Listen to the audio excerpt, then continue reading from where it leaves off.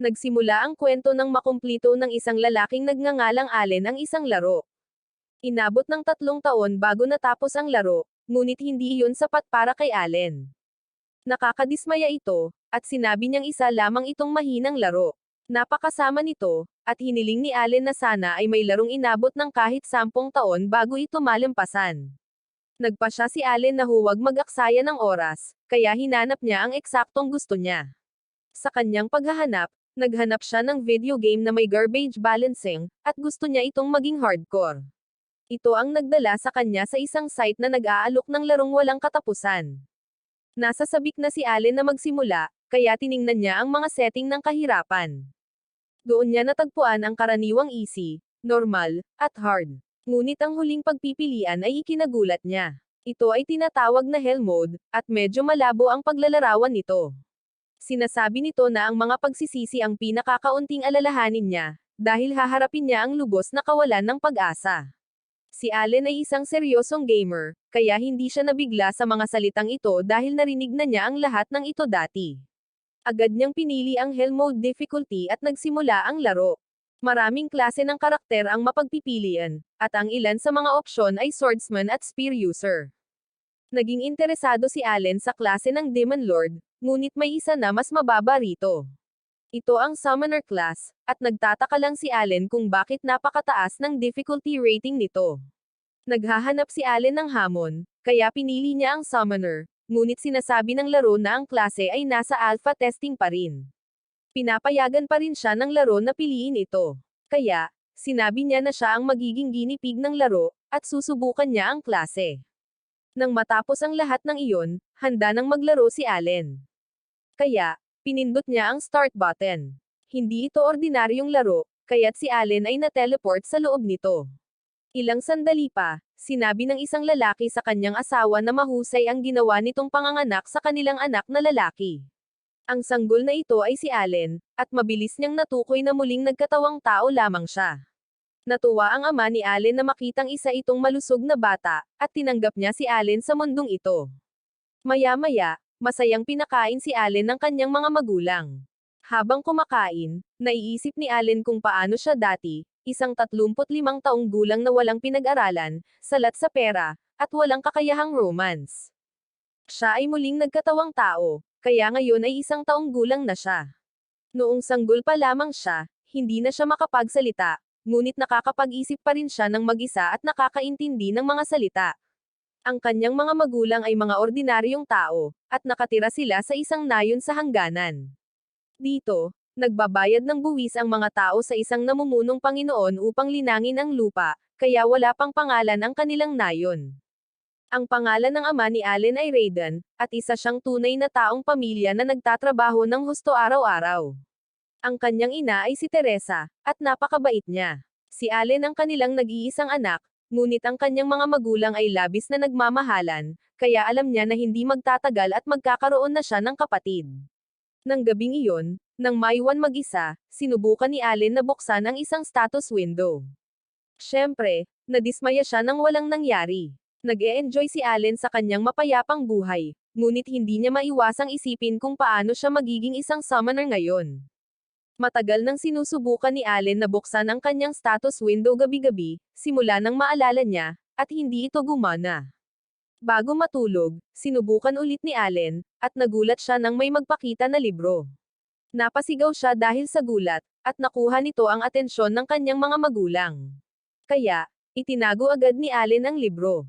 Mabuti na lang at hindi ito nakita ng kanyang mga magulang, at inakala na lang nila na nagsasalita si Allen habang natutulog.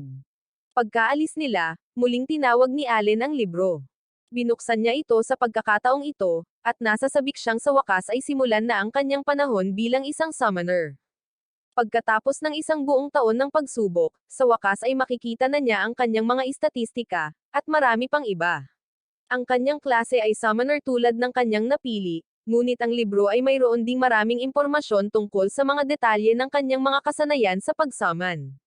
Ang mga tinatawag na summon at create ay may kani-kanilang mga puntos sa karanasan sa kasanayan, na nangangahulugang tataas ang kanilang antas habang ginagamit niya ang mga ito.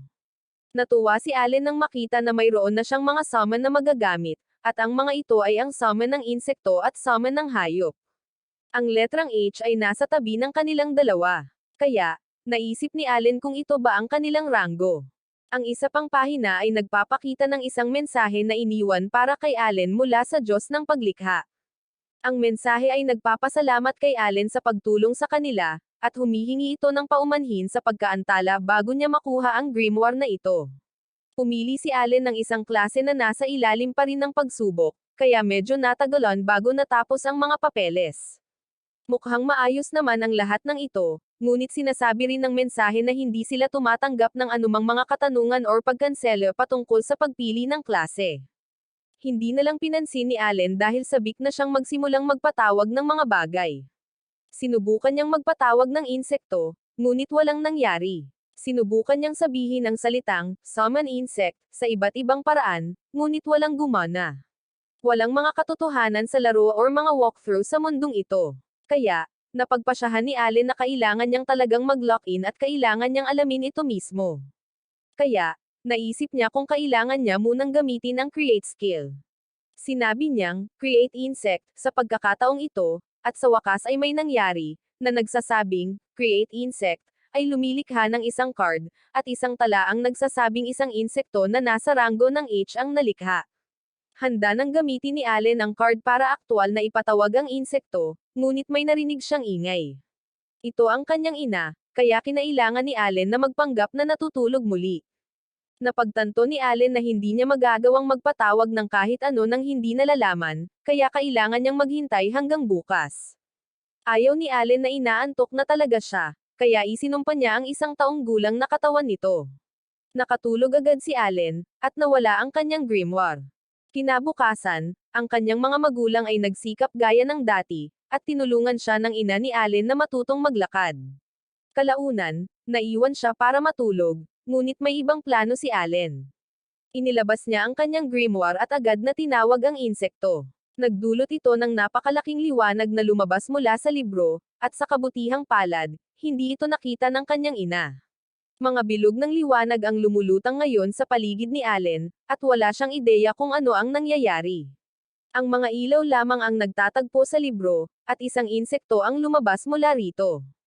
Ang nilalang ay gumawa ng kakaibang ingay habang tumatalon ito, at itinuro ni Allen na ito ay isang higanteng tipaklong. Inisip niya kung makikinig ito sa kanyang mga utos, kaya inutusan niya itong lumapit sa kanya. Sanggol pa lang si Allen, kaya halos hindi niya mabuo ang mga totoong salita, ngunit sapat na malinaw ang mga tagubilin. Sa kasamaang palad, hindi ito epektibo, dahil hindi siya pinakinggan ng tipaklong. Sa halip, pumunta lamang ito sa kabaligtaran na direksyon. Kaya, natukoy ni Allen na isa lamang itong talunan na insekto. Naghanap si Allen ng tulong sa loob ng grimoire, at tuwang-tuwa siyang makitang ipinapakita nito sa kanya ang mga istatistika ng tipaklong. Nabigyan pa nga ito ni Allen ng formal na pangalan, kaya pinangalanan niya itong Denka. Napansin ni Allen ang isang bahagi na tinatawag na mga buff, at napaisip siya kung ano ang ibig sabihin nito. Nakasaad dito ang +1 endurance at +1 agility, ngunit tila hindi nito naaapektuhan ang tipaklong. Pagkatapos lang, may napagtanto si Allen, kaya't muli niyang tiningnan ang sarili niyang mga istatistika. Agad siyang namangha dahil ang mga buff ay talagang nagpapalakas ng sarili niyang mga istatistika. Mas kahanga-hanga pa iyon kaysa sa anumang naisip niya, kaya sumigaw siya. Sa kasamaang palad, nakuha nito ang atensyon ng kanyang ina, at kinilabutan siya sa tipaklong. Agad niya itong dinurog, at tanging sigawan lamang ni Allen ang nagawa sa kanyang tapat na kasamang si Denka. Pagkatapos ng ilang araw na paglalaro sa kanyang mga kasanayan, kalaunan ay lumipat si Allen sa paglikha ng beast. Ito ay isang daga, at pinili niya ang pangalang Mousy.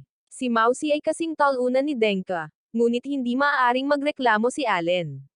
Hindi sila masyadong matalino, ngunit ginagamit nila ang kanilang mga kakayahan tuwing sasabihin niya sa kanila.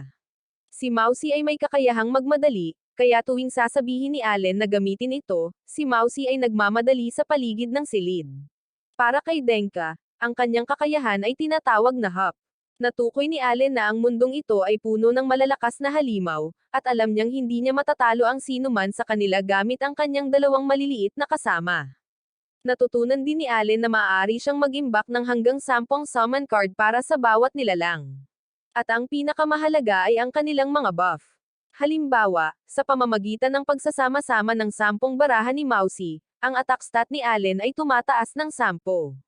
Dahil sa pagsasama-sama ng napakaraming baraha ni Mousy, si Allen ay makakapag-ipon ng sapat na lakas upang madaling malampasan ang kayang gawin ng sinumang ordinaryong bata. Bukod pa rito, ang karanasang kinakailangan upang mapataas ang antas ng mga kasanayan at karakter sa Hell Mode ay 100 beses kaysa sa Normal Mode.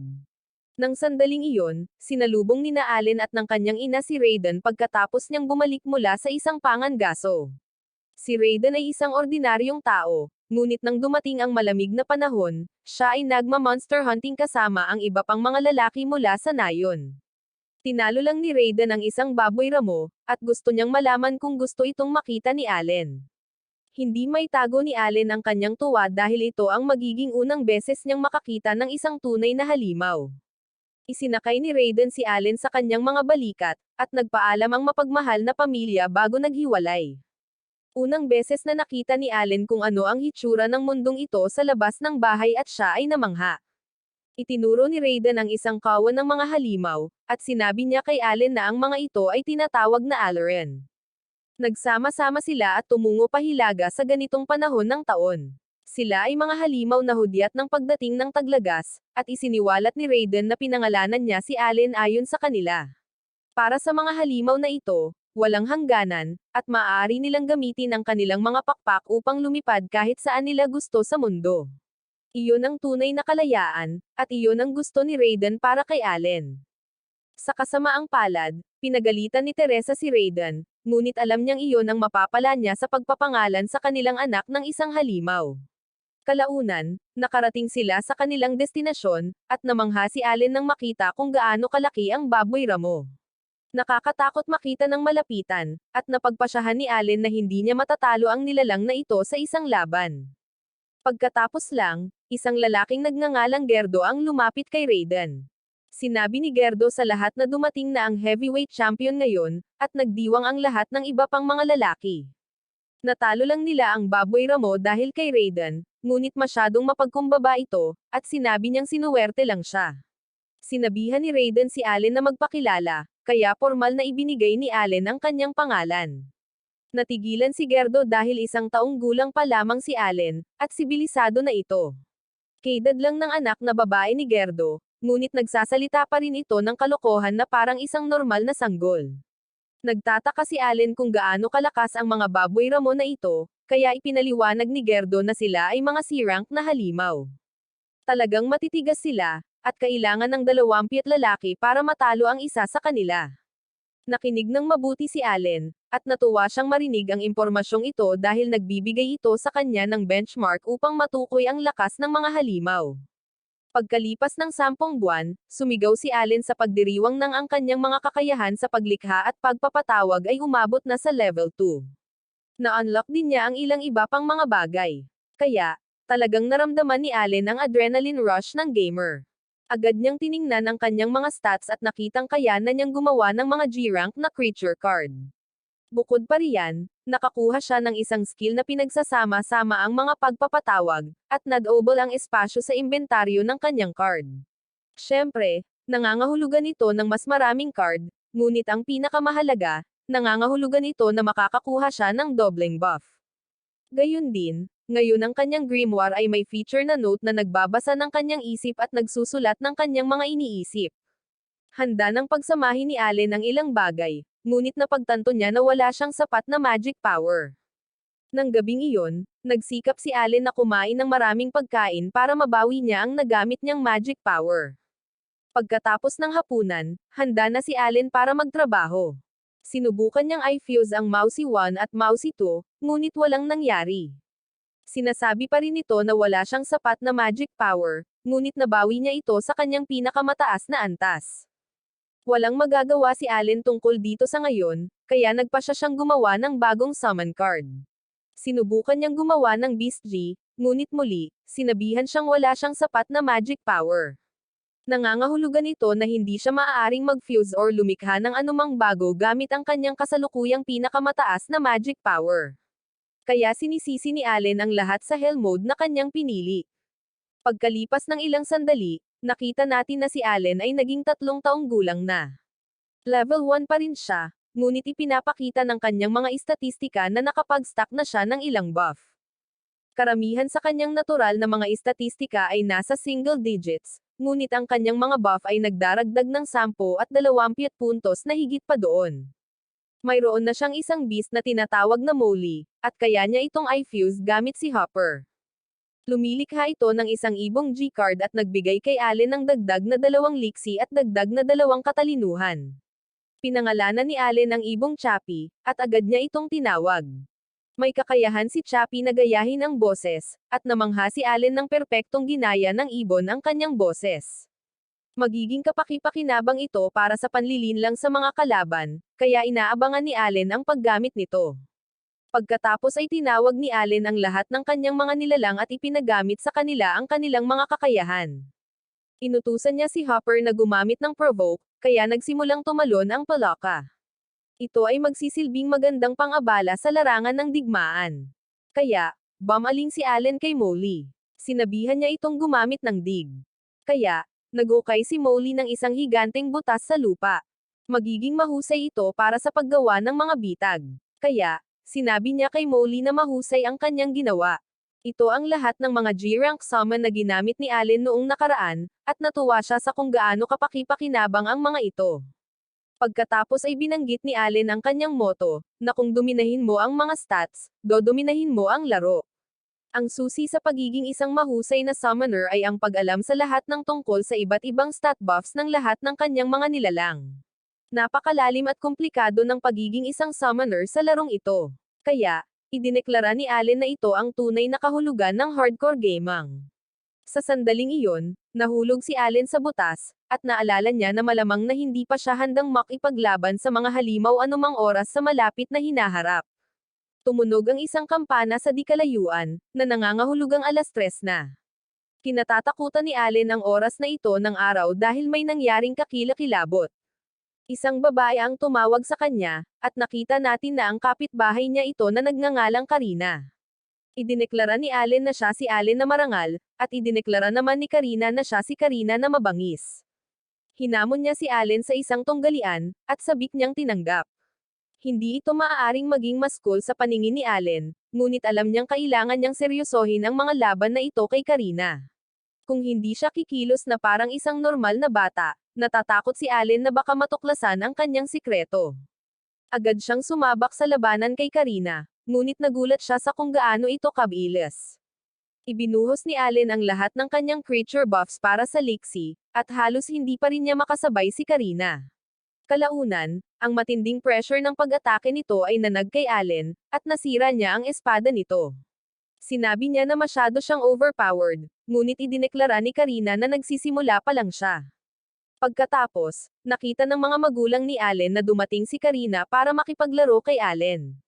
Ipinahayag niya na katatapos lang niya makipagdulo, at itinuro ni Teresa na dumidilim na sa labas.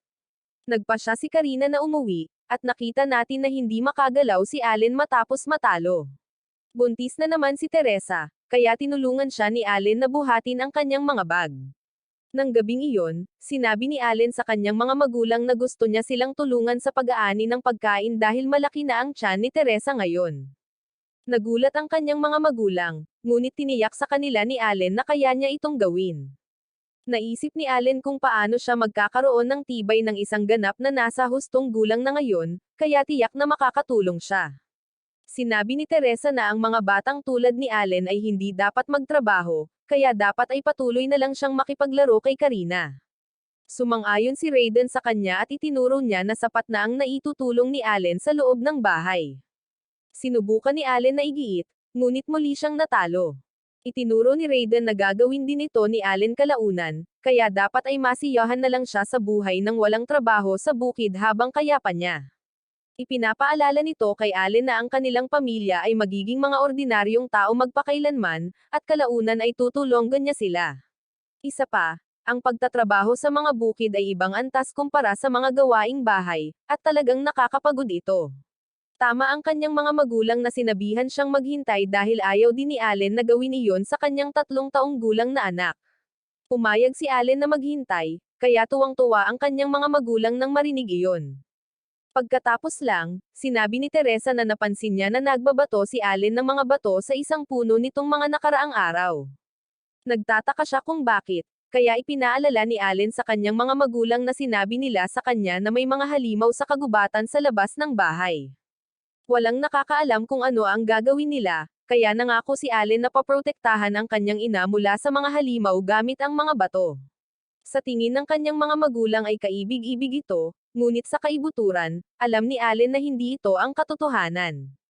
Sa totoo lang, ginagawa lamang niya ito upang makita kung maaari siyang matuto ng mga kasanayan bukod sa pagsaman. Pagkatapos ay binanggit ng mga magulang ni Allen kung gaano nila nasisiyahan na panoorin si Allen na makipagtunggali kay Karina. Mukhang lagi silang nagsasaya, at si Raiden ay sabik na sabik sa kanilang seremonya ng pagtatasa. Hindi alam ni Allen kung ano iyon, kaya ipinaliwanag nila na ito ay isang bagay na mangyayari kapag siya ay 5 taong gulang. Ito ay isang banal na seremonya, at ito ang magtatakda kung anong uri ng talento ang mayroon si Allen. Kung papalaran, sinabi nila na ang isang mahusay na talento ay makakatulong kay Allen na makalabas sa buhay ng mga ordinaryong tao. Mataas ang pag-asa ni Allen para sa araw na ito, at inaabangan niya ito. Maya-maya, nakita ni Allen na si Denka ay tumatalon pa rin na parang isang kampyon sa nyebe. May sinusubukan siya, at ngayon alam niya na kaya niyang ipatawag ang isang nilalang sa loob ng isang buong araw nang walang anumang problema. Sakto lang, dumating si Karina, at sumabak sila sa labanan. Si Allen ay nasa matinding kawalan dahil isa siyang summoner, at muling nanalo si Karina. Dumating si Raiden upang batiin ang kanyang pamilya, at nakita niyang na-knockout na naman si Allen. Sakto lang, nagulat si Teresa nang tumalon si Denka sa kanyang binti. Natamba siya, at ngayon lang napagtanto ni Allen na hinayaan niya si Denka. Mabuti na lang at maayos naman si Teresa, pero nagpanik ang lahat dahil handa na siyang manganak. Pinapunta ni Raiden si Karina para kunin ang kanyang ina, kaya nagmadali itong umalis. Desperadong sinubukan ni Allen na magpainit ng tubig, at nagsimula siyang humiling na sana ay naglaro siya ng birthing sim bago isinilang sa mundong ito. Handa na ang tubig, kaya nagtaka si Allen kung ano ang susunod, ngunit hindi matandaan ni Raiden. Mas lalong nagpanik ang mga lalaki, ngunit buti na lang at dumating ang mga magulang ni Karina. Sinabihan ng ina ni Karina ang mga lalaki na hayaan na lang ang mga babae ang humawak nito, at pinaalis niya silang lahat sa silid. Pagkalipas ng ilang oras, bumalik ang mga lalaki sa silid para tingnan kung maayos ang lahat at ipinanganak na ang pangalawang anak ng pamilya. Isa na naman itong lalaki, kaya pinangalanan ito ni Raiden na Mish. Gustong-gusto ito ni Teresa, pero gusto muna niyang siguraduhin na hindi ito ibang pangalan na kinuha ni Raiden mula sa isang halimaw. Hindi ito may kakaila ni Raiden, ngunit nakakagulat na tumawa ang mga ito. Gustong-gusto pa rin niya ang pangalan, at nagdiwang ang lahat. Habang pinapanood sila ni Allen, hindi niya maiwasang magtaka kung bakit siya muling nagkatawang tao. Noong una, gusto lang niyang maglaro ng hardcore game na may garbage balancing pero may napagtanto siya ngayon. Siya ay walang pera, walang pinag-aralan, walang kakayahan sa romance, at isang ordinaryong tao lamang. Kaya, hindi siya nalulungkot na iwanan ang kanyang nakaraang buhay. Wala nang makakapigil sa kanya ngayon kaya, iipunan niya ang pinakamahuhusay na kagamitan at gagamitin ang lahat ng kanyang stats. Tinawagan siya ng mga magulang ni Allen para kumustahin ang kanyang kapatid. Kaya, tinanggap ni Allen si Mish sa mundong ito. Habang tinitingnan niya ang lahat, hindi maiwasang aminin ni Allen na maganda ang ganitong klaseng pamilya.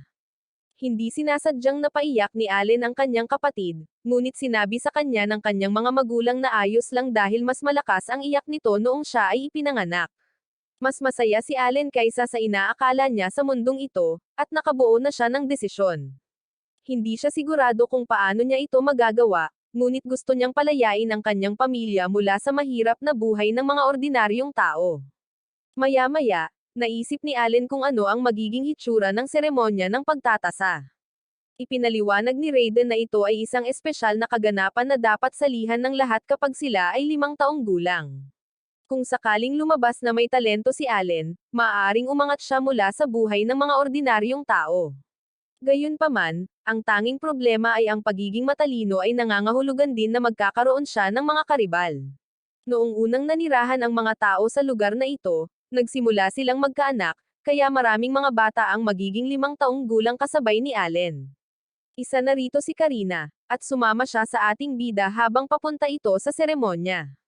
Pagdating nila, nagulat si Allen nang makita kung gaano kaganda ang pananamit ng ibang mga bata, at napaisip siya kung lahat sila ay mga ordinaryong tao. Si Allen at ang kanyang pamilya ay isang mababang uri na tinatawag na serfs. Kaya, minamaliit sila ng ibang mga taga-nayon. Di nagtagal, sinalubong sila ng mga pari, na nagsabing utang nila ang lahat kay Elmia, ang Diyos ng paglikha. Ang mga tao ay nagmula sa lahat ng antas ng pamumuhay, ngunit pantay na pinagpapala ni Elmia ang lahat ng magagandang pagkakataon. Ang bansang ito ay nakakita na rin ng mga bayani na ang lahi ay maaaring masubaybayan pabalik sa serfdom. Hindi makapaniwala ang mga taga-nayon na ang ilang maalamat na bayani ay nagmula sa mababang uri, ngunit ito ay nagbibigay kay Allen ng pag-asa.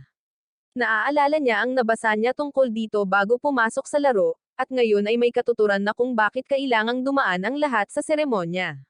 Sa loob, nakita ni Allen ang mga estatwa ng mga Diyos na sinasamba sa simbahang ito. Isa sa kanila ay si Elmia, at naalala ni Allen na ang taong ito ang nagpadala sa kanya ng sulat. Nagsimula ang seremonya ng pagtatasa, at ang unang batang tinawag ay nagngangalang Palumo.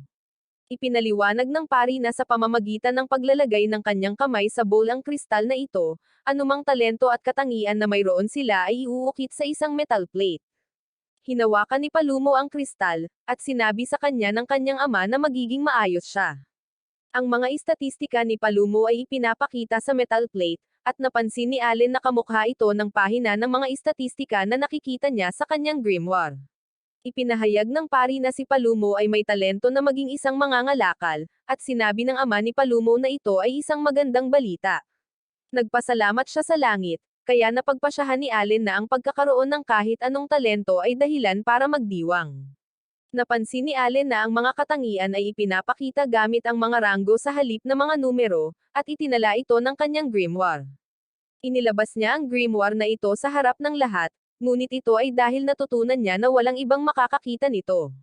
Ang susunod na bata ay umiyak sa kanyang mga magulang dahil walang nangyari kapag hinawakan niya ang bowl ang kristal, at nilinaw nito na hindi lahat ay nakakakuha ng talento. Ang isa pang bata na nagngangalang Daguro ay nakakuha ng talento sa paggamit ng palakol, at ito ang unang katangiang may ranggong A na kanilang nakita. Pagkalipas ng ilang oras, nasuri na ang lahat ng mga bata at sina Allen at Karina na lamang ang natira. Pumunta si Karina para kumuha ng pagsusulit, at nagulat ang lahat nang magsimulang lumaki ang bowl ang kristal kaysa sa anumang oras. Nagtataka lamang ang kanyang ama kung ano ang ibig sabihin nito, at sinabi ng pari na ito ay isang himala. Si Karina ay may talento na tinatawag na Sword Lord, at isa ito sa mga pinakamahusay na talento na umiiral. Sinabi ni Gerdo na siya ang nanalo sa talento bilang Sword Lord, ngunit nadismaya si Karina dahil gusto niya ang swordsman. Mas maganda pa nga ito, kaya nagdiwang si Gerdo. Naisip ni Allen na magkakaroon siya ng mahusay na talento dahil ito lang ang paraan para bigyang katwiran kung gaano siya ka-up sa kanilang mga labanan sa espada. Si Allen naman ngayon, at nakahinga siya ng maluwag dahil ang pagtatasa na ito ay magpapakita sa kanyang mga magulang na isa siyang summoner at hindi na niya kailangang itago pa ito. Sa pagkakataong ito, mas lalong lumiwanag ang bowl ang kristal, at ang puwersang inilabas nito ay nagpatamba kay Allen. Sabik na gustong marinig ni Raiden kung anong klaseng talento ang mayroon si Allen, ngunit nagulat ang lahat nang sabihin ng pari na wala siyang talento. Hindi makapaniwala si Allen dahil dapat ay mayroon siyang talento, ngunit malinaw ang mga resulta. Sa halip na magpakita ng talento, nagpakita lamang ito ng maraming random na letra, at nagtataka si Allen kung ito ba ay isang uri ng glitch sa laro. Sinisi niya ang mga developer ng laro at sinabing si Elmia, ang sinasabing Diyos ng paglikha, ay dapat matuto kung paano ay debug ang kanyang laro. Nangangahulugan ito na walang makakaalam na isa siyang summoner, ngunit nagulat siya kay Raiden. Sinabi ni Raiden na ayos lang na wala siyang talento at umuwi na sila. Sinabi sa kanya ng kanyang mga magulang na hindi mahalaga ang mga talento, at si Allen ay palaging magiging kanilang ipinagmamalaki. Naisip ni Allen kung paano kakaunti ang kanyang pamilya at wala man lang silang bathtub na paliguan.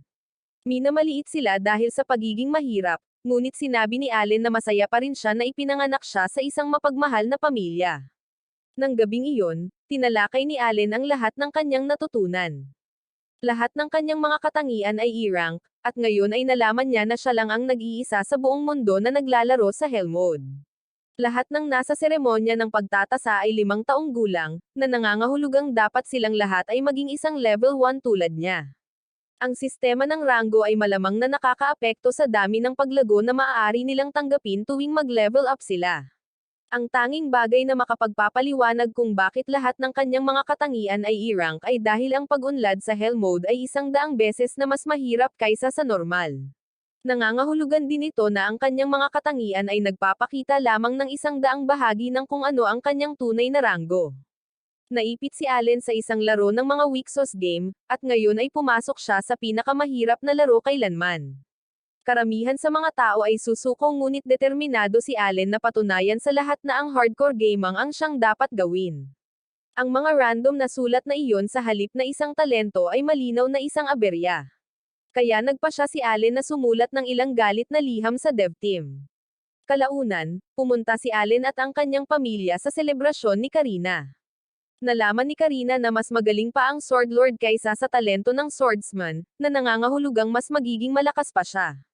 Binigyan sila ng pinuno ng nayo ng ilang inuming pampagdiriwang, ngunit kakaiba ang kinikilos ni Raiden buong araw.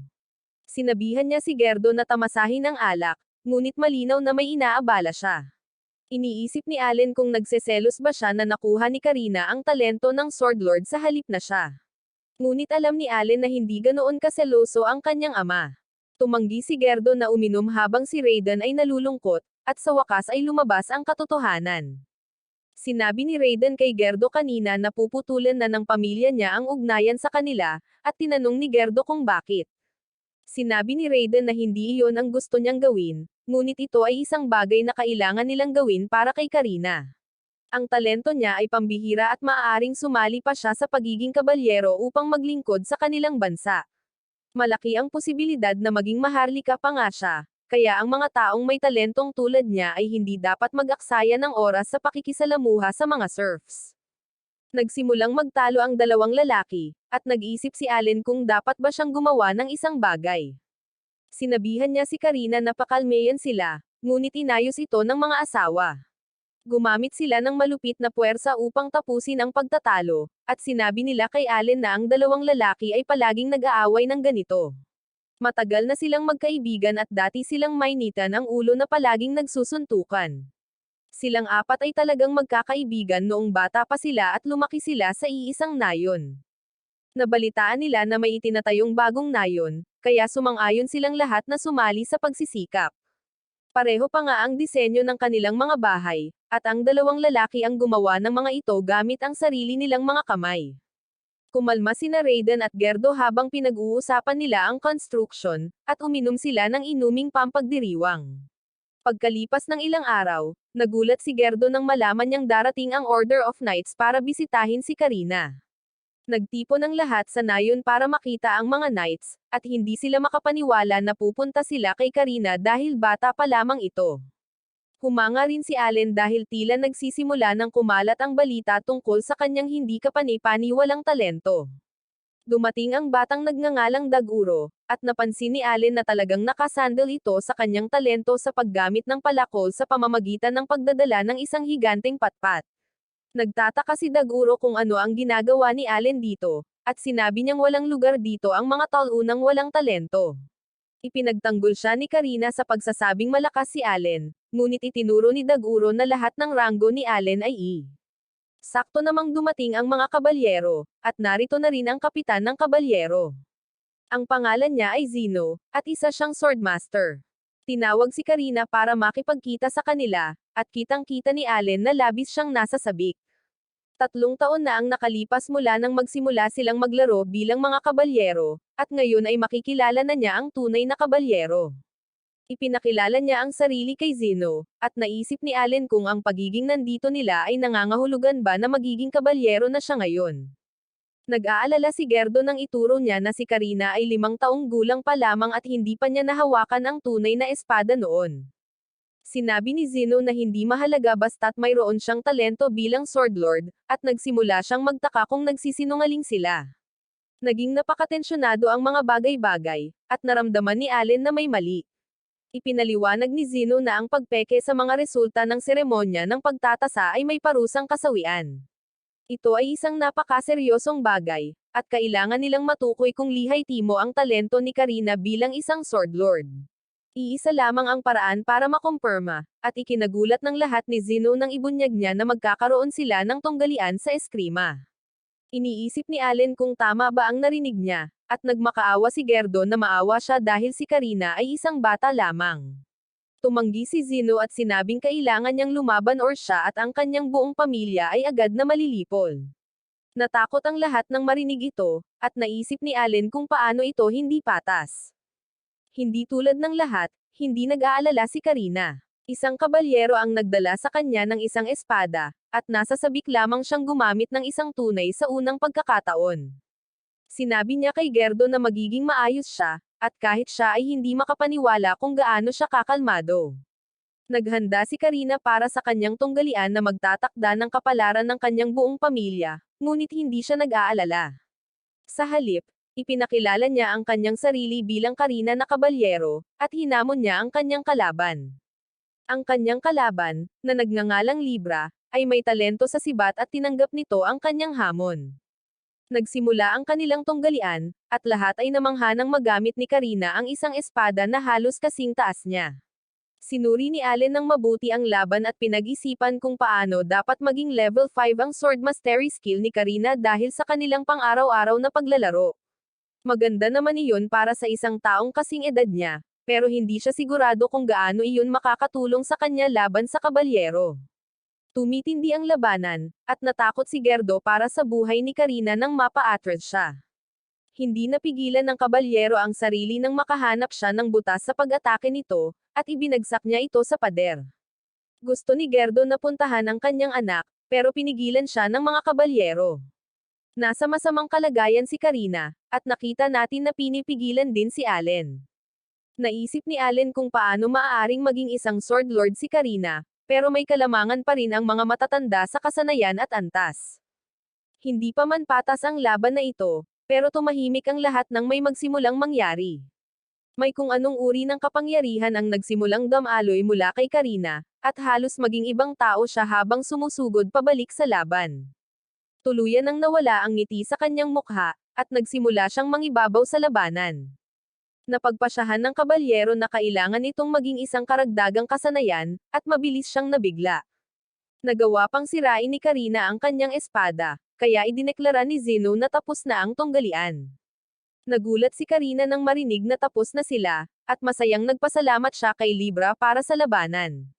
Talagang natalo siya, at lahat ay naghiyawan para kay Karina. Siya ang tunay na swordlord, kaya malamang sinabi ni Gerdo na anak niya iyon. Sinabi ni Zeno na hindi may kakaila ang talento ni Karina, at pinuri niya si Gerdo sa pagpapalaki ng isang swordlord. Si Karina ay may kahangahangang talento, kaya humingi siya ng paumanhin sa pagdududa sa kanila. Gusto sanang pag-usapan ni Zeno ang kanyang kinabukasan, ngunit hindi alam ni Gerdo kung mapagkakatiwalaan niya ang mga kabalyero. Sinabi sa kanya ni Zeno na maaari niyang isama ang kanyang mga kaibigan kung mas magiging komportable siya. Kaya inimbitahan ni Gerdo si Raiden at ang kanyang pamilya.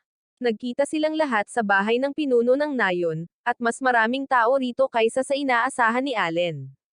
Makatuwiran naman na nandito ang anak ng punong guro, ngunit nagtataka si Allen kung bakit nandito rin ang batang may palakol. Formal na ipinakilala ni Zeno ang kanyang sarili at ipinaliwanag na ipinadala siya rito upang malaman kung mayroong tunay na swordlord sa kanila. Malinaw na ngayon ang sagot, at nangangahulugan ito na magkakaroon ng ilang malalaking pagbabago. Sinasabing ipinangalan ang nayon na ito sa pinuno ng ito ay ganap na naitatag, ngunit ngayong alam na nila na isang swordlord ang ipinanganak dito, iba ang gusto ng hari. Napagpasyahan ng hari na dapat nilang parangalan ang mahalagang okusyong ito sa pamamagitan ng pagpapangalan sa nayon bilang nayon ng Karina. Hindi makapaniwala si Gerdo dito, at masayang sumang-ayon ang pinuno. Ipinaliwanag ni Zeno na 3 taon na ang nakalilipas ay may isang Sword Lord na ipinanganak mula sa isang maharlikang pamilya. Agad na nasabi ni Allen na may mali rito dahil sa larong ito, ang isang Sword Lord ay maipapanganak lamang sa mga ordinaryong tao at mga serf na uri sa lipunan. Sinabi ni Zeno na ang Sword Lord na ito ay naglingkod sa maharlikang pamilya, ngunit hindi niya natugunan ang mga inaasahan. Ito ay humantong sa isang muling pagtatasa, at natuklasan nila na ang lalaking ito ay isa lamang palang ordinaryong swordsman. Pagkatapos, natuklasan na maraming miyembro ng Maharlika ang nagpalabis ng kanilang mga talento. Dahil dito, sinisikap ng kaharian na lubusang suriin ang lahat ng resulta. Muling humingi ng paumanhin si Zeno sa pagsubok kay Karina, at sinabihan niya si Gerdo na patuloy na tulungan siyang umunlad bilang isang Sword Lord. Kapag umabot na siya sa edad na 12, maaari na siyang mag-aral sa akademya at kalaunan ay direktang maglingkod sa ilalim ng maharlikang pamilya. Iniisip ni Daguro kung ang sinumang pumapasok sa akademya ay maaaring maging isang kabalyero, ngunit dapat humingi ng paumanhin ang kanyang ama sa kawalan ng magandang asal ng kanyang anak. Ipinaliwanag ni Zeno na darating ang panahon na isang instruktor ang ipapadala sa nayong ito, kaya dapat gawin ni Daguro ang kanyang makakaya upang mag-aral at makakuha ng pagpasok sa akademya. Sinabi ni Karina na dapat mag-aral si Allen kasama nila, ngunit sinabi ni Daguro na hindi kayang pag-aralan ni Allen ang sarili niya gamit ang isang paper bag. Hindi makapaniwala si Allen na pinagtatalunan ng mga batang ito ang kanyang katalinuhan dahil hindi nila alam na siya ay 47 taong gulang na sa labas ng laro. Napansin ni Zeno na si Allen ay may maitim na mga mata at maitim na buhok, kaya't napaisip siya kung sino ito. Ipinaliwanag ni Raiden na si Allen ay kanyang anak, at ipinakilala sila ni Gerdo. Agad na nakilala ni Zeno si Raiden na mangangaso ng baboy ramo, at humingi siya ng paumanhin dahil hindi niya ito nakilala ng mas maaga. Sinabi niya na si Raiden ay isang alamat ng nayon, ngunit hindi alam ni Raiden kung bakit alam ng lalaking ito ang kanyang pangalan. Lumalabas na ang Baron ang pinakamahilig sa masarap na karne ng baboy ramo na ibinibigay ng nayon na ito. Mula sa kanilang narinig, si Raiden ang lalaking responsable sa paghawak sa pinakamapanganib na papel sa mga pangangaso. Ito ay papuri mula mismo sa Baron, kaya sinabi ni Allen na ang kanyang ama ay isang superstar. Pagkatapos nilang maghiwalay, sinabi ni Raiden na si Karina ay malamang na maging isang kabalyero balang araw. Pinatutunayan din ng sinabi ni Zeno na ang mga serfs na tulad ni Raiden na mangangaso ng baboy ramo ay maaaring makilala ng mga malalaking tao. Sinabi ni Raiden na dapat silang palaging magtrabaho dahil hindi mo alam kung anong kabutihan ang may dudulot nito. Sumang-ayon si Allen, at mas alam niya ito kaysa sa sinumang naglalaro ng larong ito sa Hell Mode. Nang sandaling iyon, isiniwalat ni Allen na palihim niyang kinuha ang ilan sa pagkain mula sa hapunan para maibigay niya ito sa kanyang ina at kay Mish. Inisip niya kung masamang gawin iyon, ngunit isiniwalat ni Raiden na ginawa rin niya ang parehong bagay. Maya-maya, sumigaw si Allen sa tuwa dahil sa wakas ay na-level up na niya ang kanyang summon skill. Mayroon na siyang pinahusay na skill, at iniisip niya kung nangangahulugan ito na mapapalakas niya ang kanyang summon. Na-unlock din ni Allen ang mga F-rank creature, ngunit kailangan pa rin niya silang pagsamahin para makakuha ng mga bago.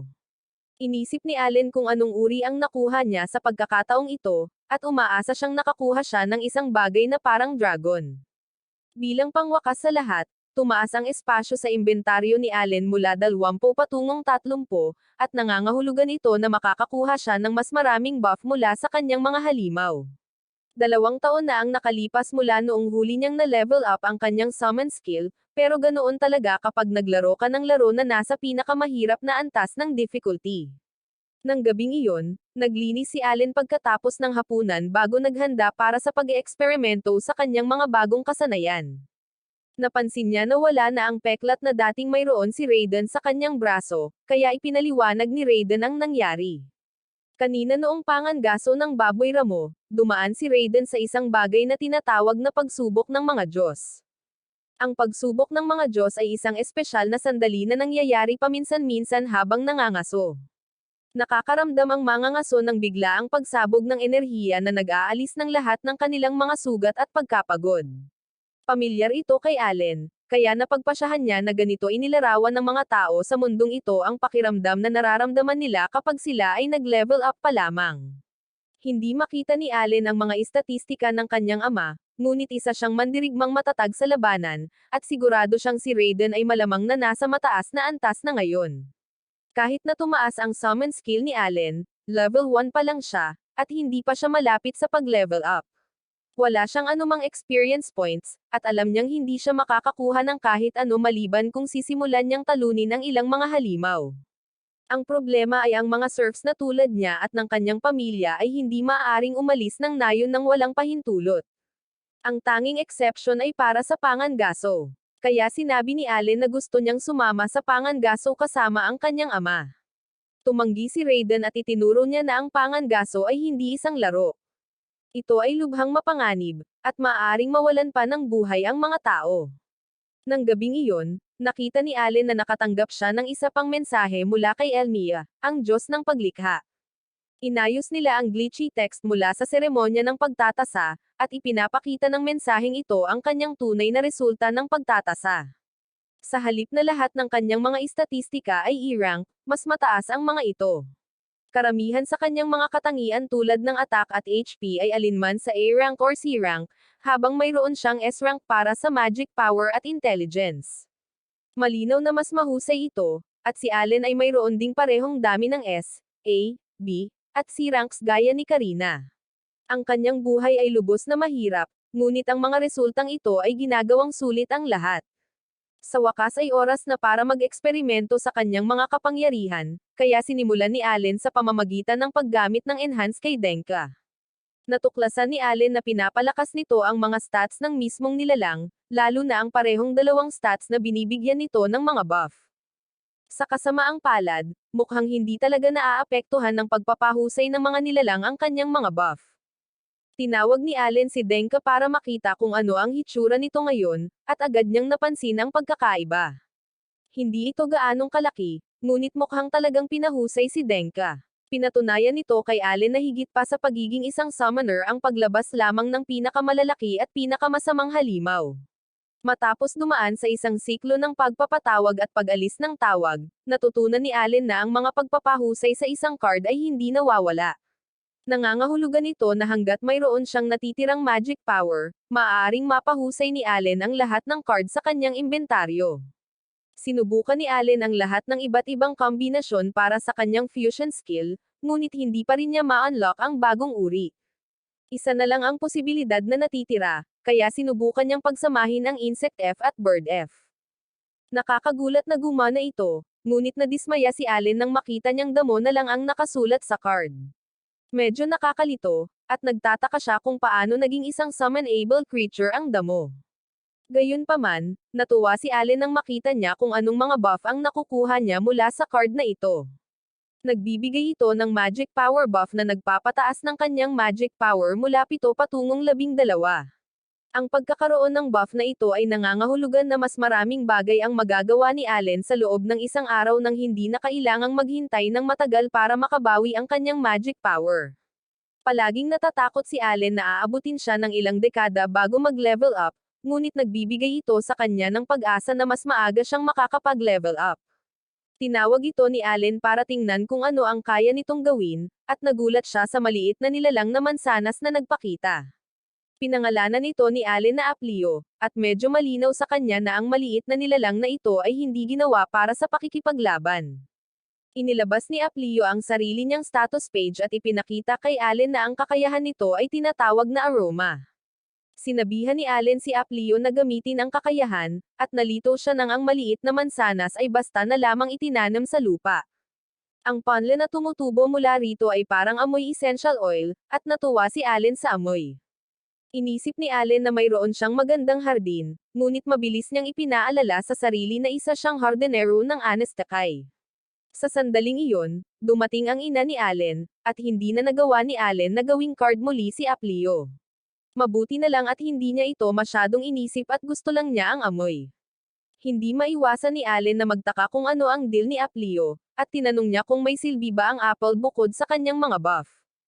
Kalaunan, nakipag-sparring si Allen kay Karina, at mabilis niyang naalala na hindi pa rin niya ito kayang kalabanan.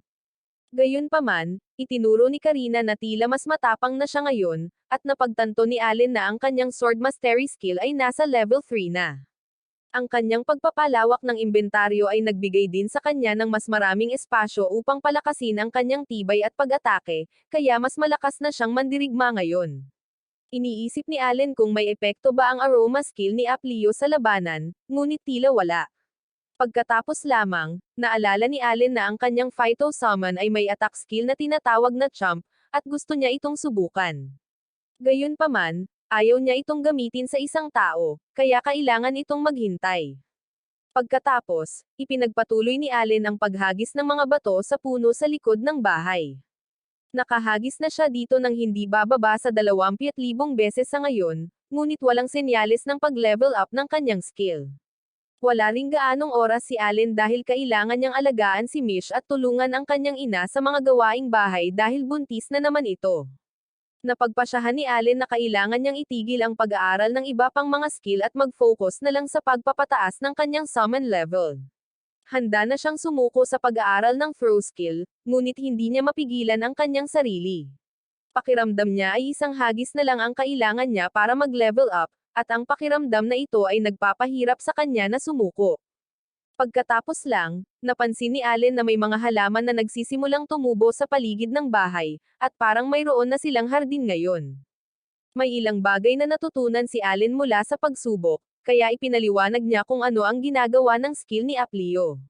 Ang aroma skill ni Aplio ay maaaring paikliin ang oras ng pagbawi ng magic power mula 6 na oras hanggang 5. Nagbibigay daan ito kay Allen na gumawa ng mas maraming pang-araw-araw na gawain, ngunit ang lahat ng kanyang mga responsibilidad ay nagpaparamdam sa kanya na wala siyang sapat na oras. Nang gabing iyon, nagtataka si Allen kung bakit ang tagal bumalik ng kanyang ama mula sa Pangangaso ngayon. Nakarinig siya ng mga sigawan sa malayo, at tumakbo siya palabas para malaman na nasugatan ang kanyang ama. Nasa kakilakilabot na kalagayan si Raiden dahil tinamaan sila ng borfang sa tiyan. Nakakapangilabot ang sugat, at alam ni Allen na walang ibang pagpipilian ang ibang mga mandirigma kundi ang sunurin ito. Ipinaliwanag ni Gerdo na halos hindi nila nagawang panatilihing buhay si Raiden sa pamamagitan ng paggamit ng isang healing herb. Ito ay tinatawag na bulaklak na Merles, at tanging pagtataka lamang ni Teresa kung paano sila nagkaroon ng ganitong kaalagang halamang gamot. Napakamahal nito ngunit ipinaliwanag ni Gerdo na binigyan siya ng mga gintong barya ng kapitan sa kabalyero bilang paghingi ng tawad. Sinabi niya na napakaswerte nila dahil hindi sana nabubuhay si Raiden ngayon kung hindi dahil sa bulaklak. Galit na galit ang ibang mga mangangaso habang sinisisi nila ang isang karaniwang tao sa nangyari at tama na sila dito. Hindi nakakatulong ang kanilang galit, kaya sinabihan ni Gerdo ang lahat na bigyan ng kaunting kapayapaan si Raiden at ang kanyang pamilya. Iniisip ni Allen kung ano ang kinalaman ng karaniwang tao na ito dito, kaya ipinaliwanag ni Gerdo. Sinabi ng pinuno sa mga mangangaso na gusto niyang sumama ang mga karaniwang tao sa kanilang pangangaso ng baboy ramo. Napakahalaga ng karne ng baboy ramo at mahirap itong makuha. Karamihan sa mga ito ay ipinapadala sa Baron, at ang mga natira ay hinahati sa mga mangangaso. Ang mga pangangaso ay lubhang mapanganib, at ang mga mangangaso ay dumaranas ng maraming nasawi bawat taon, kaya ang mga karaniwang tao ay hindi kailanman nagboboluntaryong sumali. Sa kabilang banda, ang mga serfs ay nangangaso hanggat maaari dahil ito ang kanilang ikinabubuhay.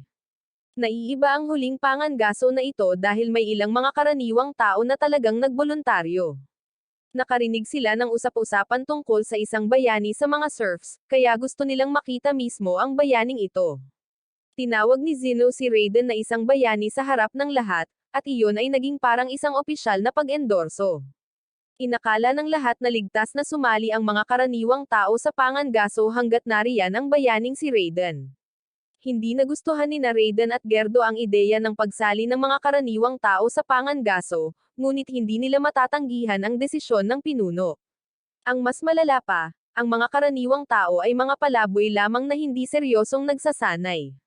Hindi sila nakinig, at ito ay dahil iniisip nila na ang pagiging tinuturuan ng mga serfs ay hindi sapat para sa kanila.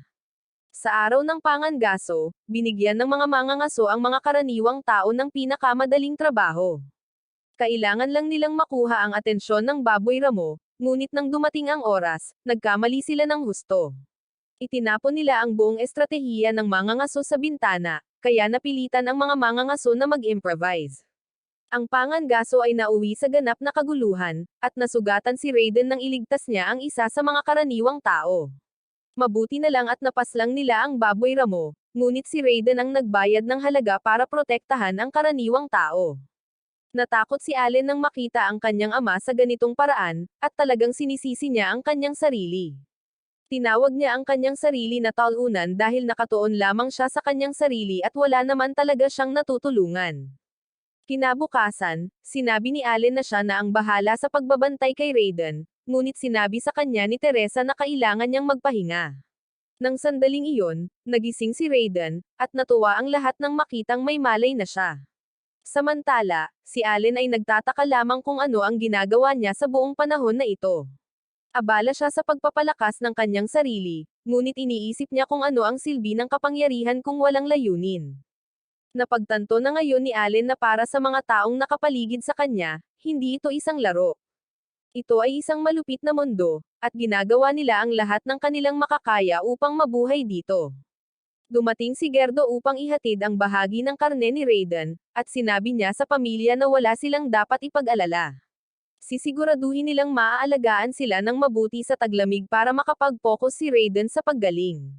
Sinabihan din ni Allen ang kanyang ama na iwanan na ang lahat sa kanya, at nangako siyang pananatilihin ang kaligtasan ng kanilang pamilya.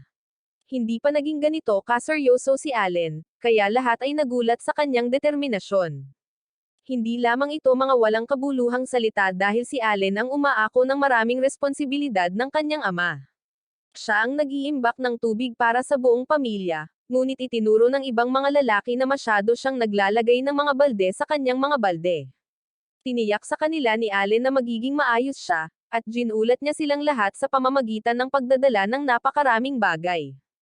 Napagpasyahan ni Allen na oras na para itigil ang pag-arte dahil kailangan niyang ipakita ang ilan sa kanyang tunay na kapangyarihan upang pangalagaan ang kanyang pamilya.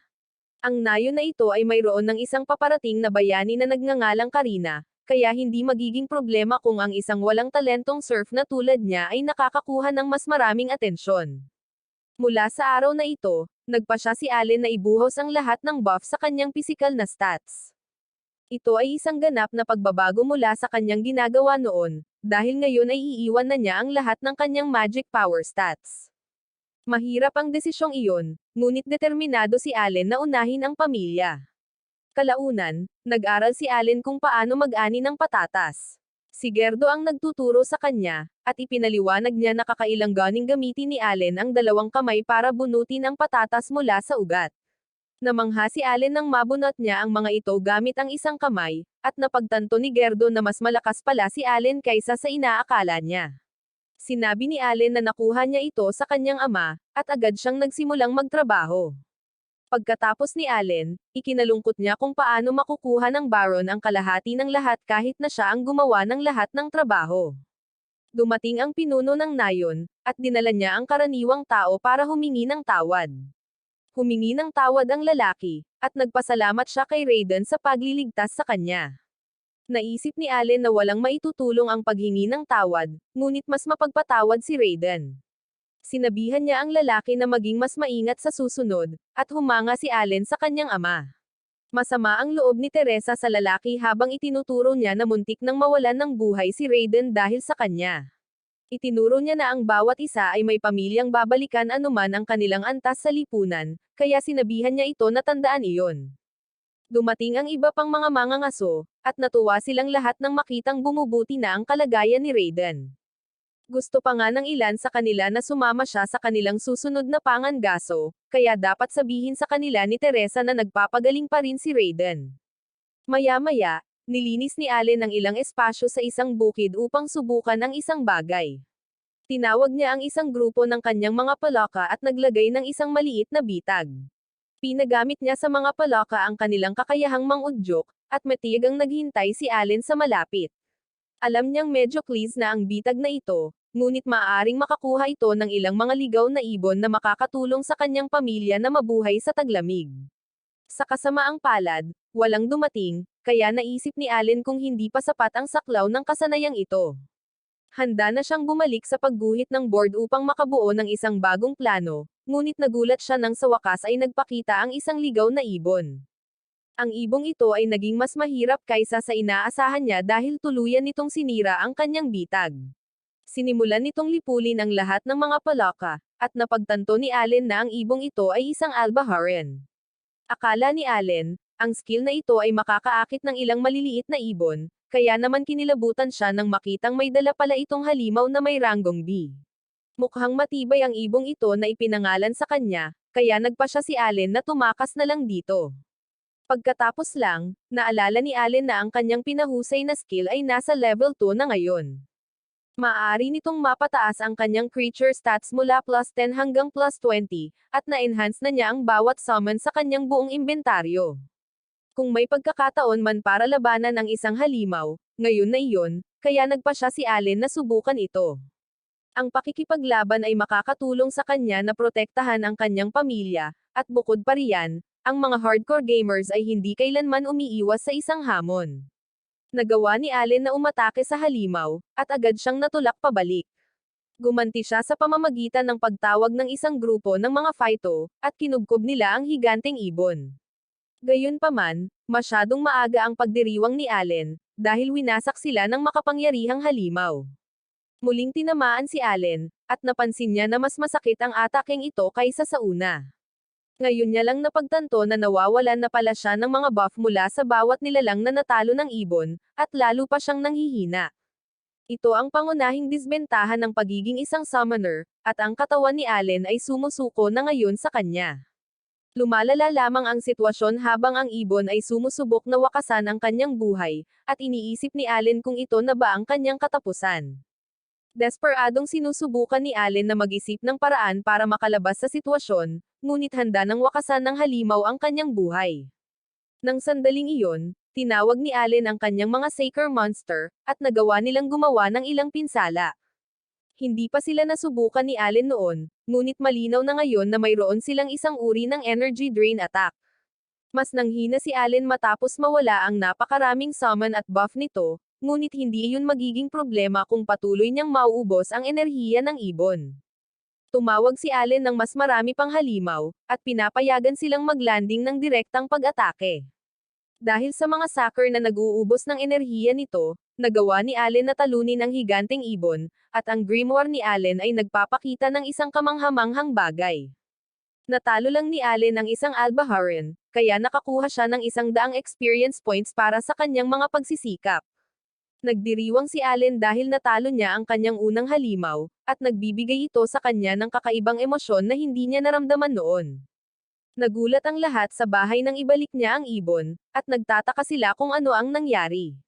Sinabi lang ni Allen na lumapag ito sa malapit, at nagulat siya rito. Napansin ni Gerdo na may mga bakas ng kagat ang ibon, kaya napaisip siya kung kinagat ba mismo ni Allen ang bagay na iyon. Ayaw ipakita ni Allen ang kanyang tunay na kapangyarihan, kaya sinabi niya na malamang ay kinagat niya ito nang hindi niya namamalayan. Sinabi ni Gerdo kay Raiden na isasalin niya ang dugo nito para sa kanila at pinatulungan niya si Allen. Ipinaliwanag ni Gerdo na ang pagsasalin ng dugo sa ibon ay nakakabawas sa bigat nito sa kalahati, ngunit kalahati lamang ng matitira ang makakain. Ang tuka ng ibon ay maaaring maging napakahalaga, at ang kanilang mga pakpak ay dapat ding maging sulit. Nakinig ng mabuti si Allen, at natutuwa siya na handa si Gerdo na turuan siya ng lahat ng ito. Sa kasamaang palad, kailangan nilang magbayad ng 60% na buwis para sa isang halimaw na may ganitong ranggo. Ang mga nasa mataas na uri ay hindi nagpapataw ng buwis sa mga halimaw na may mababang ranggo, ngunit ang ibong ito ay isang D-rank. Namangha si Allen nang bunutin ni Gerdo ang mahiwagang core ng ibon, ngunit sa kasamaang palad, ito ay sakop din ng buwis. Itinuro ni Gerdo na ang isang batang tulad ni Allen ay kailangan lamang mangaso dahil nasugatan si Raiden. Gayunpaman, magagamit nila ang katotohanan ito bilang isang leverage upang makipag-ayos para sa isang mas malaking bahagi sa pinuno. Pagkatapos, sinabi ni Allen na may ideya siya at kinausap nila ang pinuno. Sinubukan ni Gerdo na sabihin sa pinuno na ibibigay nila sa kanya ang mga pakpak ng ibon hanggat kaya nilang panatilihin ang natitira. Dapat tanggihan ng pinuno ang alok na iyon dahil hiniling ng Baron na maghatid sila ng mas maraming karne ngayong taon. Inihagis ni Gerdo ang mahiwagang bato para pagandahin ang alok, ngunit hindi pa rin iyon sapat para sa Baron. Dito nagsimula ang plano ni Allen ng gamitin ng dalawang lalaki ang pagkakasala para kumbansihin ang pinuno. Sinabi nila na ang kanilang nayon ay nagugutom dahil ang dakilang bayaning si Raiden ay hindi makakasama sa pangangaso, at sinabi ni Allen na nahihilo siya sa gutom. Isinumpa ni Gerdo ang malupit na mundong ito, at iniisip niya kung sino ang may kasalanan nito. Alam ng pinuno na siya iyon, kaya hinayaan niya silang kunin ang halos lahat ng ibon. Nabunyag ang tunay na intensyon ni Allen nang sabihin niya na nangangahulugan ito na maaari nilang panatilihin ang lahat ng karne mula ngayon hanggat ibinabalik nila ang mga pakpak at ang mga mahiwagang bato. Itinuro ni Gerdo na magiging mahirap talagang makahuli ng isa pang albahino.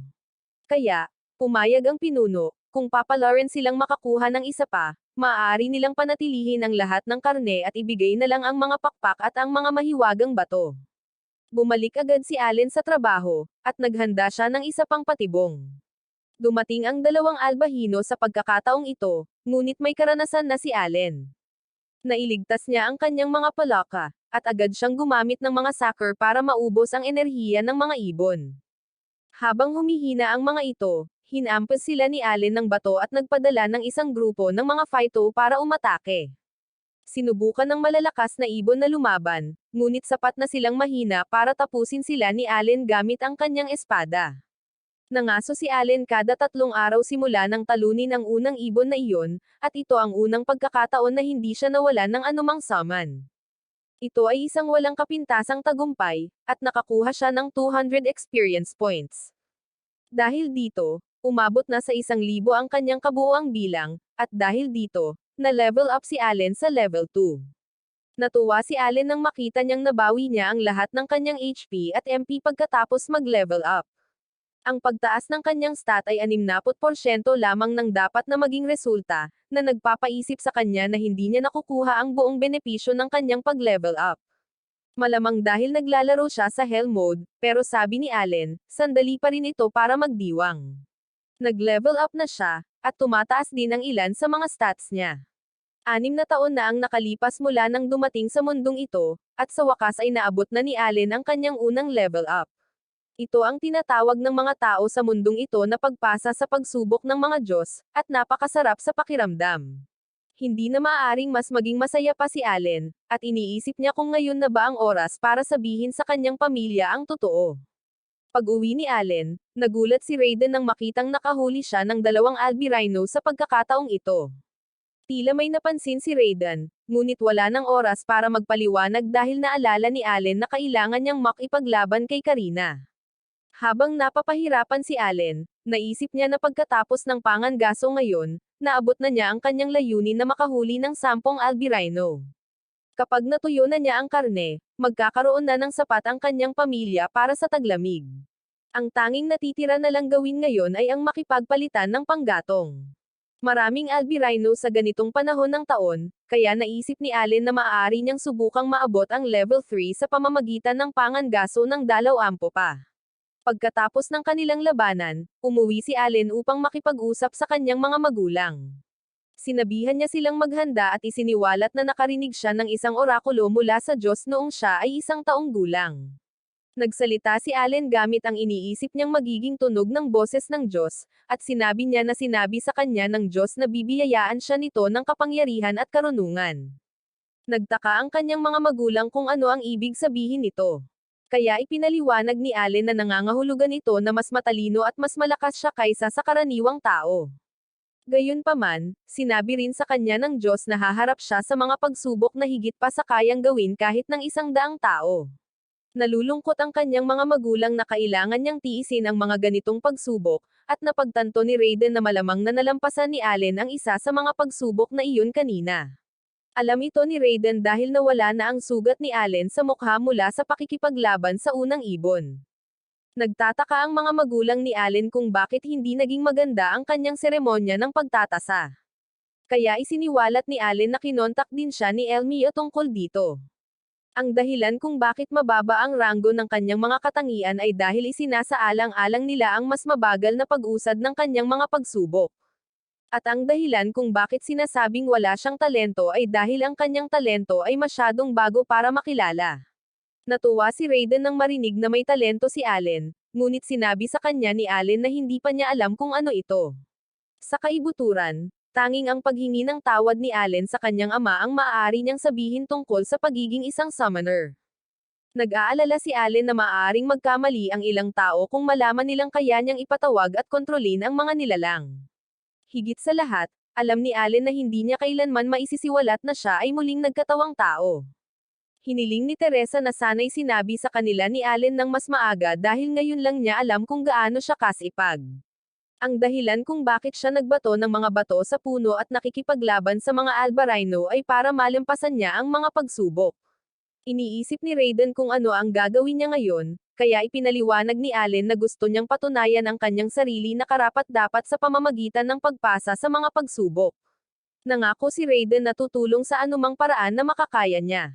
Kaya nagpasalamat si Allen sa kanyang mga magulang para sa lahat. Sinabi ni Raiden na dapat nilang ilihim ang lahat ng ito para hindi tawagin ng mga tao si Allen na isang huwad na propeta, ngunit gusto pa rin niyang sabihin kay Gerdo. Sinabi ni Allen na ayos lang, at nakahinga ng maluwag si Raiden dahil palaging ipinagmamalaki ni Gerdo kung paano si Karina ay isang sword lord. Maya-maya, nagsikap si Allen habang inihahanda ang isa sa mga ibong kanyang hinuhuli. Alam na alam ni Gerdo na hindi ordinaryong bata si Allen, ngunit ang pagiging pinagpala at sinusubok ng isang Diyos ay talagang isang espesyal na bagay. Isinama ni Gerdo si Allen upang ipagpalit ang karne para sa mga supply sa unang pagkakataon, kaya hiniling ni Allen sa kanya na ipakita sa kanya ang mga lubid. Nagdadala si Allen ng isang grupo ng karne ng ibon na kanyang inihanda, at si Gerdo naman ay nagdadala ng karne na nakuha niya mula sa pangangaso ng baboy ramo. Sabi ni Gerdo, mas madali raw ang pangangaso nang hindi nagugulo ng mga karaniwang tao. Kaya naman nagtataka si Allen kung ano ang pagkakaiba ng mga karaniwang tao at mga serfs. Bukod sa kanilang katayuan sa lipunan, hindi kailangang magbabayad ng 60% na buwis ang mga karaniwang tao. Sa halip, nagbabayad sila ng 3 gintong barya para sa bawat matanda at isa para sa bawat bata bawat taon. May paraan para maging mga karaniwang tao ang mga serfs, ngunit kailangan nilang magbigay ng tributo na 10 gintong barya bawat tao sa pamilya. Malapit nang magkaroon ng bagong miyembro ang pamilya ni Allen, kaya kailangan nilang magbayad ng 50 gintong barya kung gusto nilang maging mga karaniwang tao. Pagdating nila, ipinahayag ni Gerdo na makikipagkalakalan siya ng 5 pakete ng karne ng baboy ramo. Nagpasya si Allen na gawin ang ginagawa niya, kaya ipinahayag niya na makikipagkalakalan siya ng 5 pakete ng karne ng Albarino. Ang kalakalan ay isang malaking tagumpay, at ngayong alam na ni Allen kung paano ang barter, plano niyang magsagawa ng kaunting pananaliksik sa merkado para sa susunod na pagkakataon. Sa paglipas ng panahon, nakita natin na sapat ang kumpiyansa ni Allen na sumama sa mga paglalakbay na ito ng mag-isa. Ngayon ay nagtatanong siya tungkol sa mga presyo ng lahat ng uri ng bagay at nagpapasya kung ano ang gusto niya. Iniisip ni Allen kung magkano ang makukuha niya sa mga pakete ng karne, at itinatala niya ang lahat sa kanyang mga tala.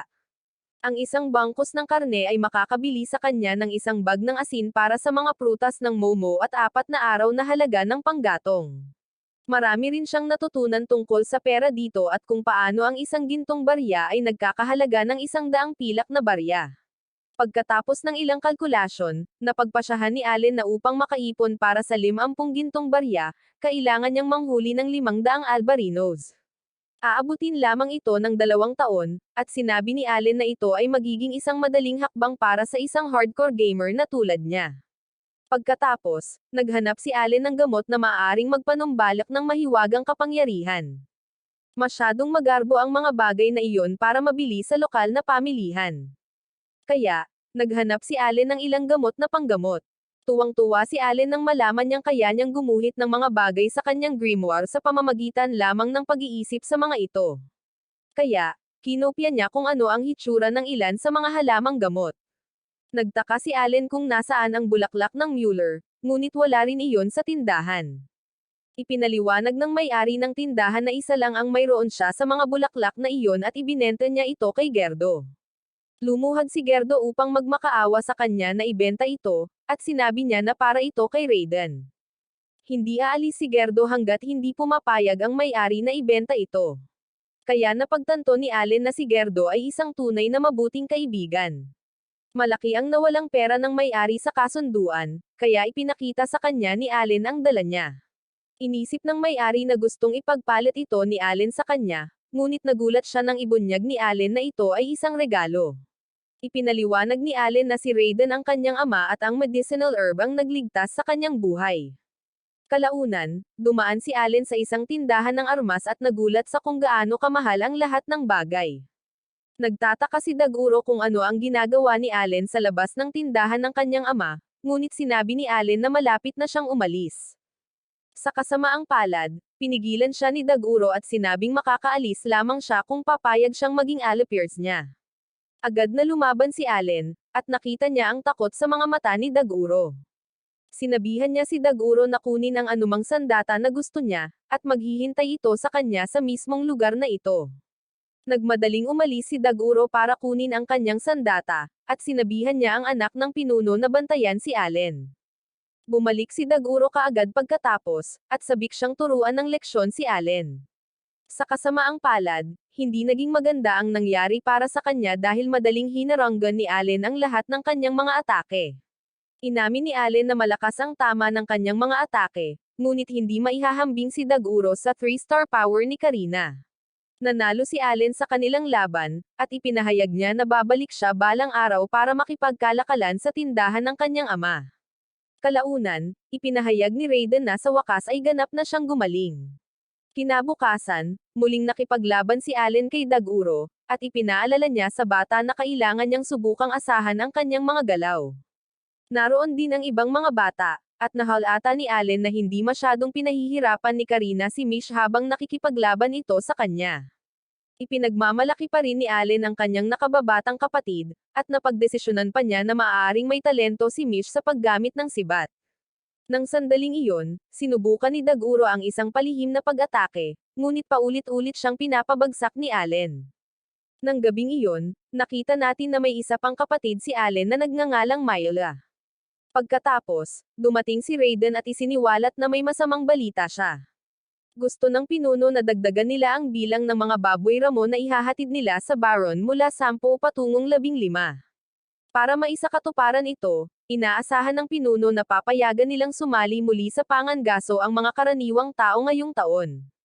Siyempre, gusto nilang tumanggi dahil sa nangyari noong nakaraan, ngunit ang utos na ito ay direktang nagmula sa Baron. Kung hindi sila makapaghahatid ng 15 baboy ramo pagsapit ng taglamig ngayong taon, kukuha sila ng mga serfs mula sa ibang lugar. Ang mas maraming serfs sa nayo na ito ay magreresulta sa mas kaunting lupang magagamit ng lahat. Nangangahulugan ito na ang mga serfs na hindi marunong mangaso ay maaaring maaga sa kanila ang kanilang lupain. Makakasama ito sa maraming pamilya at babaguhin ito ang mismong kalikasan ng nayo ni Karina. Para lalong lumala ang sitwasyon, inaasahan ng pinuno na mangangaso sila ng 20 baboy ramo sa susunod na taon. Ang tanging paraan para mangyari iyon ay ang pangangaso nila ng mas madalas kaysa dati. Magiging lubhang mapanganib ito, ngunit ang mga serfs na tulad nila ay walang karapatang sumuway sa mga utos ng Baron. Nagsalita si Allen at itinuro na hindi ito matatapos.